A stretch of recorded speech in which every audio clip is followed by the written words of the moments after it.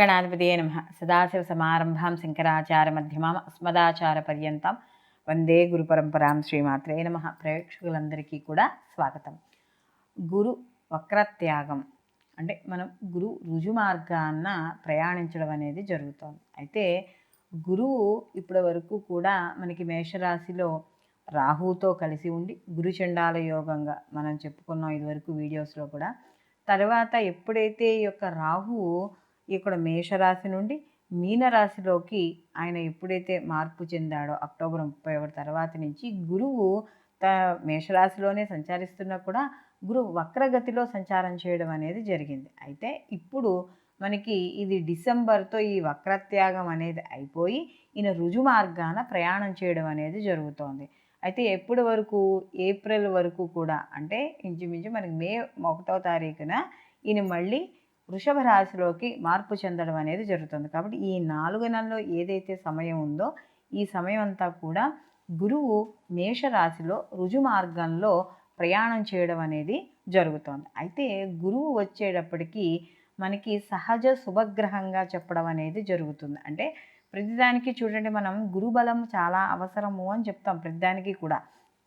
కాబట్టి మనకి ఇంట్లో ఏవైనా శుభకార్యాలు అవ్వాలన్నా, మనకు ఆధ్యాత్మిక జీవనం కానీ, సత్సాంగత్యానికి కానీ, గురువుల యొక్క అనుగ్రహానికి కానీ, ఉద్యోగానికి కానీ, విద్యకు కానీ, దేనికైనా సంతానము అన్నింటికీ కూడా గురువు యొక్క అనుగ్రహం అనేది సంపూర్ణంగా ఉండాలి. అందుకనే చూడండి, మనకి తాత ముత్తాతల నుంచి ఆస్తులు రావాలంటే వంశపారంపర్యంగా వచ్చే ఏవైతే ఉన్నాయో ఆ ఆస్తులు కానీ, ఆర్థికపరమైన విషయాలు కానీ అవన్నీ రావాలన్నా కూడా గురువు యొక్క అనుగ్రహం అనేది సంపూర్ణంగా ఉండాలి. అలాగే ఇక్కడ ఆర్థికాభివృద్ధి, పదవీ యోగము ఇలాంటివి, అంటే ఇప్పుడు ఎవరికైనా రాజకీయ పరంగా కావచ్చు, లేకపోతే ఉద్యోగ పరంగా కావచ్చు, లేదా ఏదైనా ప్రమోషన్ల రూపంలో కావచ్చు, ఇవన్నీ రావాలన్నా కూడా గురు యోగం అనేది తప్పనిసరిగా ఉండాలి. అలాగే దీంతో పాటుగా ఎవరైనా నిరుద్యోగులున్నా వాళ్ళకు కూడా ఉద్యోగాలు రావాలన్నా వీళ్ళందరికీ కూడా ఈ యొక్క గురువు యొక్క అనుగ్రహం ఉంటేనే తప్పనిసరిగా వాళ్ళకు ఉంటుంది. అలాగే విద్యార్థులకి విద్య కావచ్చు,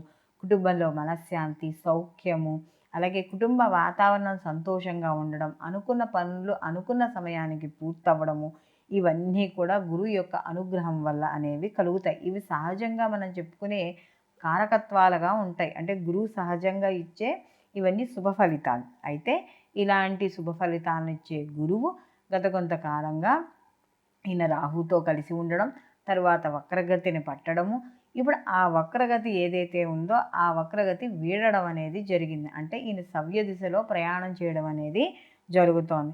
కాబట్టి ఈ ఏదైతే 4 నెలల సమయం ఉందో ఈ సమయం అంతా కూడా అసలు ఈ 12 రాసుల వారికి ఎటువంటి శుభ ఫలితాన్ని ఈ గురువు ఇవ్వబోతున్నాడు అనే విషయాన్ని ఇప్పుడు మనం తెలుసుకుందాం.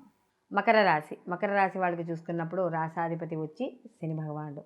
అయితే మకర రాశిలోకి ఉత్తరాషాఢ 2, 3, 4 పాదాలు, శ్రవణం 1, 2, 3, 4 పాదాలు, అలాగే ధనిష్ట 1, 2 పాదాలు మకర రాశిలోకి వస్తాయి. మకర రాశి వాళ్ళకి కానీ చూసుకుంటున్నప్పుడు ఈయన గురువు వచ్చేటప్పటికి తృతీయ వ్యయాధిపతి. ఈ తృతీయ వ్యయాధిపతి అయిన గురువు వీళ్ళకి చతుర్థ స్థానంలో ఇక్కడ సంచారం చేయడం, అందులో ఆయనకి మిత్రక్షేత్రం అవ్వడం అనేది జరుగుతుంది. అయితే ఈ రాశి వాళ్ళకి, మకర రాశి వాళ్ళకి కానీ చూసుకున్నప్పుడు ఇక్కడ వీళ్ళకి ముఖ్యంగా ఈ రాశి వాళ్ళకి ఈ యొక్క గురువు పెద్దగా శుభ ఫలితాన్ని ఇవ్వలేకపోయినా కూడా చతుర్థ స్థానంలో ఉండి గత కొంతకాలంగా వక్రీకరించి ఉండడం, అలాగే రాహువుతో కలిసి ఉండడం, ఇవన్నీ కూడా కొంత అనుకున్నంత శుభ ఫలితాలను ఇవ్వలేకపోవడం అనేది జరిగింది. అయితే ఇక్కడ చతుర్థ స్థానంలో గురువు ఉండేటప్పటికీ చతుర్థ స్థానం తల్లి, గృహము, సౌఖ్యము, వాహనము ఇవన్నీ ఏవైతే చెప్తున్నామో అవి కాస్త ఇబ్బంది పడే సూచనలు ఇబ్బంది పడ్డాయి కూడా. అయితే దాని నుండి ఇప్పుడు వీళ్ళకి కాస్త ఊరట లభించి జనవరి నుండి మే 1వ తారీఖు వరకు కూడా గురువు ఈ చతుర్థ స్థానంలోనే వక్రత్యాగం పొంది సంచారం చేయడం, అంటే రుజు మార్గంలో వెళ్ళడం అనేది జరుగుతుంది. ఎప్పుడైతే నేను రుజు మార్గంలో ముందుకు వెళ్తున్నాడో కాస్త ఇప్పటివరకు ఏవైతే ఇబ్బందులు పడ్డారో విద్యార్థులు కావచ్చు, విద్య విషయాల్లో కావచ్చు, కాస్త ప్రెషరు ఏదైతే ఒత్తిళ్ళు ఏవైతే ఉన్నాయో అవన్నీ కూడా తట్టుకోవడం అనేది జరుగుతుంది. అలాగే ఇక్కడ ముఖ్యంగా ఈ యొక్క మకర రాశి వాళ్ళకి చూసుకున్నప్పుడు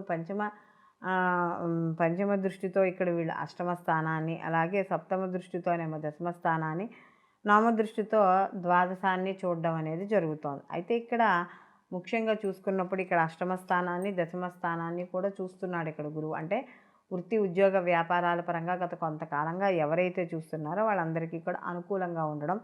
అలాగే ఈయన చతుర్థ స్థానంలో ఉండడం వల్ల ఏవైతే గత కొంతకాలంగా వాహనాలు కొనుగోలు చేయాలనుకుంటున్నారో, అమ్మాలనుకుంటున్నారో, భూములు కొనుగోలు, అమ్మకాలు కావచ్చు, ఇలాంటి విషయాలన్నిటిలోనూ కూడా ఒక క్లారిటీ, ఒక ఏది అమ్మచ్చు, ఏది అమ్మకూడదు, ఏది లాభము, ఏది నష్టము, ఇలాంటివన్నీ కూడా తెలుస్తాయి.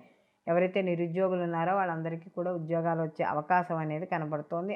లేదా ఉద్యోగాల్లో మార్పులు, నూతన ఉద్యోగాలు ఇలాంటివి కూడా జరిగే అవకాశం.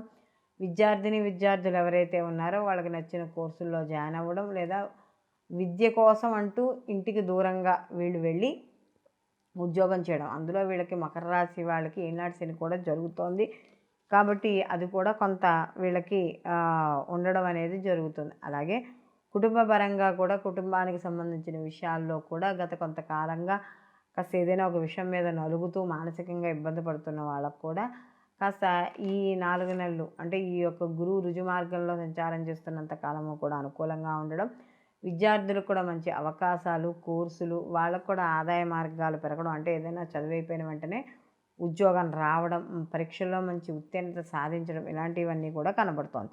సంతాన విషయాల్లో కూడా కాస్త సంతానానికి సంబంధించిన విషయాలంటే ఎవరైనా సంతానం లేని వాళ్ళు కానీ, సంతానానికి సంబంధించిన విద్య, ఉద్యోగం, వ్యాపారం, వివాహం ఇలాంటి విషయాల్లో కూడా అనుకూలంగా ఉండడం అనేది జరుగుతుంది. ఎవరైతే సినీ కళ, రాజకీయ రంగాల్లో, ప్రభుత్వ రంగాల్లో ఎవరైతే పనిచేస్తున్నారో వాళ్ళందరికీ కూడా అనుకూలంగా ఉండడం.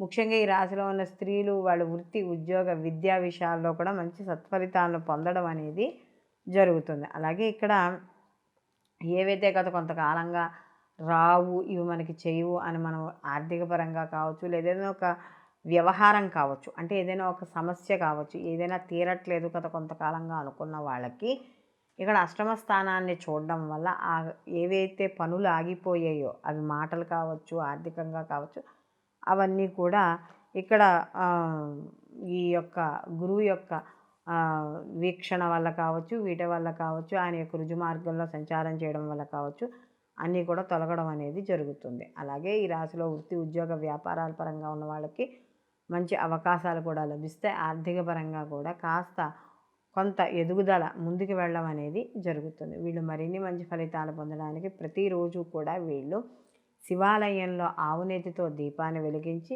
ప్రతిరోజు ఒక 11 ప్రదక్షిణాలు శివాలయంలో చేసుకోవడము. అలాగే ఇక్కడ ముఖ్యంగా ప్రతి శనివారము నియమాలను పాటించడం ద్వారా మరిన్ని అనుకూలమైన ఫలితాలు పొందడం అనేది జరుగుతుంది. సర్వే జన సుఖినో భవంతు, లోకా సంస్థ సుఖినో భవంతు.